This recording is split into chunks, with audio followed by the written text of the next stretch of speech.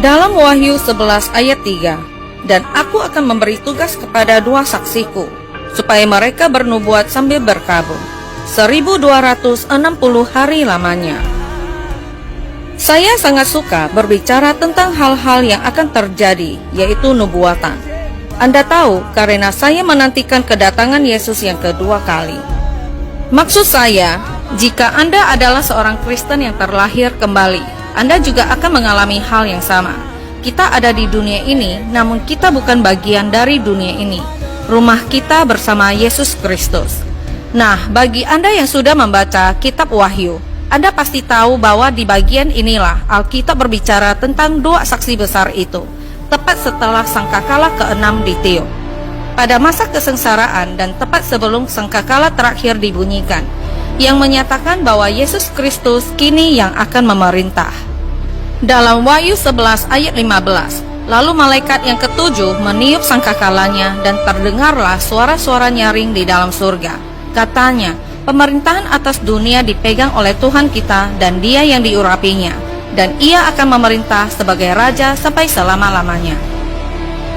Dalam Wahyu 11 ayat 19, maka terbukalah bait suci Allah yang di surga, dan kelihatanlah tabut perjanjiannya di dalam bait suci itu. Dan terjadilah kilat dan deru guru dan gempa bumi dan hujan es lebat. Wah, bayangkan saja bila itu terjadi. Namun sebelum itu terjadi, kedua saksi besar ini akan memberitakan Injil selama 1260 hari, bukan? Dan tidak ada seorang pun akan mampu menghentikan mereka, karena Tuhan akan memberi mereka kekuatan-kekuatan khusus hingga binatang itu datang dan membunuh mereka. Tapi kemudian Tuhan akan membangkitkan mereka dari kematian sehingga semua orang bisa melihatnya. Dan inilah saat terakhir, kesempatan terakhir, anugerah yang Tuhan berikan kepada manusia untuk menerima Dia sebagai Tuhan dan Juru Selamat. Dalam Wahyu 11 ayat 5-9, dan jikalau ada orang yang hendak menyakiti mereka, keluarlah api dari mulut mereka menghanguskan semua musuh mereka. Dan jikalau ada orang yang hendak menyakiti mereka, maka orang itu harus mati secara itu. Mereka mempunyai kuasa menutup langit, supaya jangan turun hujan selama mereka bernubuat. Dan mereka mempunyai kuasa atas segala air untuk mengubahnya menjadi darah. Dan untuk memukul bumi dengan segala jenis malapetaka setiap kali mereka menghendakinya. Dan apabila mereka telah menyelesaikan kesaksian mereka, maka binatang yang muncul dari jurang maut akan memerangi mereka dan mengalahkan serta membunuh mereka. Dan mayat mereka akan terletak di atas jalan raya kota besar yang secara rohani disebut Sodom dan Mesir, di mana juga Tuhan mereka disalibkan. Dan orang-orang dari segala bangsa dan suku dan bahasa dan kaum melihat mayat mereka 3,5 hari lamanya, dan orang-orang itu tidak memperbolehkan mayat mereka dikuburkan. Ini hanya memberi Anda gambaran tentang betapa jahatnya orang-orang pada saat itu. Sangat jahat. Anda pikir kita sekarang hidup di dunia yang buruk, yang mengerikan. Tidak ada bandingannya dengan saat ini. Dan di mana kita berada saat ini? Kita semakin dekat dengan akhir zaman, karena ada begitu banyak kejahatan di dunia, namun keadaannya semakin memburuk. Dalam Wahyu 11 ayat 10, dan mereka yang diam di atas bumi bergembira dan bersukacita atas mereka itu, dan berpesta dan saling mengirim hadiah, karena kedua nabi itu telah merupakan siksaan bagi semua orang yang diam di atas bumi. Inilah sebabnya orang membenci Tuhan, membenci kebenaran, karena mereka tidak mau diberitahu bahwa mereka harus hidup dengan benar. Mereka ingin berbuat dosa, mereka ingin membunuh, mencuri, dan memperkosa. Ya, saya mengatakan hal ini karena inilah yang dilakukan umat manusia. Lihat saja perdagangan seks yang terjadi di dunia. Hati manusia itu jahat. Dan ketika Anda melihat berita saat ini, ketika ada orang-orang yang membela kebenaran, mencoba berbuat baik di dunia dan menyuruh orang-orang, ayo lakukan hal ini, mereka akan marah. Mereka melakukan kerusuhan. Mereka melakukan segala yang mereka bisa untuk mencoba meyakinkan orang lain bahwa kebaikan sekarang adalah kejahatan dan kejahatan adalah baik. Dan hal itu tidak akan berhenti. Orang-orang ini di akhir zaman, mereka bergembira karena kedua saksi besar ini kini telah meninggal, karena kini mereka dapat terus hidup dalam dosa mereka. Dalam Wahyu 11 ayat 11-13, 3,5 hari kemudian masuklah roh kehidupan dari Allah ke dalam mereka, sehingga mereka bangkit dan semua orang yang melihat mereka menjadi sangat takut. Dan orang-orang itu mendengar suatu suara yang nyaring dari sorga berkata kepada mereka, "Naiklah kemari." Lalu naiklah mereka ke langit, diselubungi awan, disaksikan oleh musuh-musuh mereka.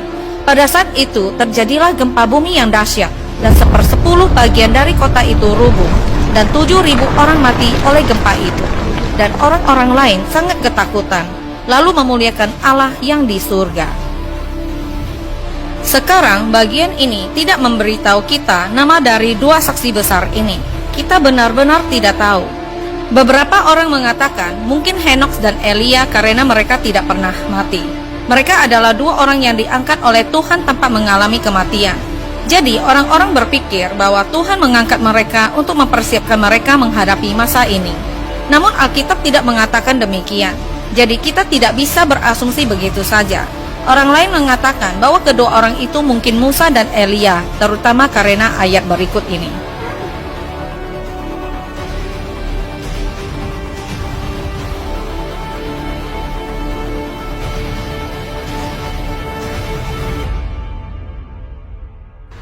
Alkitab tidak memberitahu kita dengan tepat apa yang mereka diskusikan. Yesus, Elia, dan Musa. Banyak orang mengira bahwa dua saksi besar itu adalah Musa dan Elia, karena mereka akan melakukan hal-hal tertentu yang Musa dan Elia bisa lakukan jika Tuhan memberi mereka kekuatan. Ingat Wahyu 11 ayat 5-6.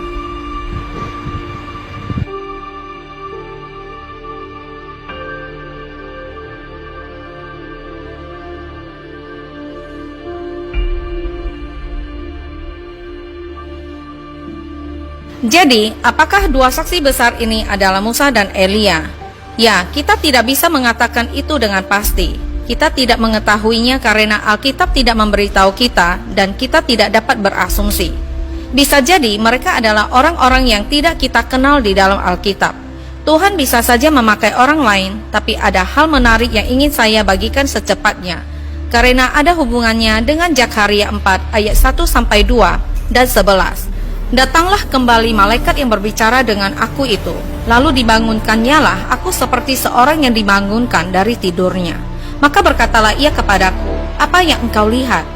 Caralah aku kepadanya. Apakah arti kedua pohon zaitun yang di sebelah kanan dan di sebelah kiri kandil ini?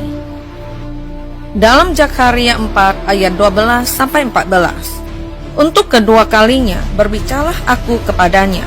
Apakah arti kedua dahan pohon zaitun yang di samping kedua pipa emas yang menyalurkan cairan emas dari atasnya itu? Ia menjawab aku, tidakkah engkau tahu apa arti semuanya ini? Jawabku, tidak tuanku. Lalu ia berkata, inilah kedua orang yang diurapi yang berdiri di dekat Tuhan seluruh bumi. Pada saat ini, dua orang yang diurapi adalah Yosua dan Zerubabel, yang pada dasarnya adalah seorang raja dan seorang imam. Dan dalam perjanjian baru, Yohanes dalam kitab Wahyu mengutip dari Zakharia. Dia mengutipnya untuk menggambarkan dua saksi besar. Apakah Anda melihat hubungannya? Dia menggambarkannya sebagai dua menorah, pohon zaitun yang diberi kuasa oleh Tuhan untuk digunakan. Kuasanya mengalir melalui mereka untuk mencapai tujuannya, kehendaknya. Tapi kita masih belum tahu siapa dua saksi hebat ini. Sebenarnya tidak terlalu penting siapa mereka. Yang penting adalah apa yang akan mereka lakukan, dan setelah mereka, Yesus akan datang, Raja segala raja dan imam besar, dan dia akan memerintah dengan tongkat besi. Dalam Wahyu 19 ayat 16 dan Wahyu 21 ayat 5-8. Apakah kamu siap? Ini adalah masa depan yang tidak bisa kita hindari. Ini akan terjadi. Semua nubuatan perjanjian lama, semuanya akan menjadi kenyataan. Ada banyak hal yang sudah menjadi kenyataan. Ada sekitar 27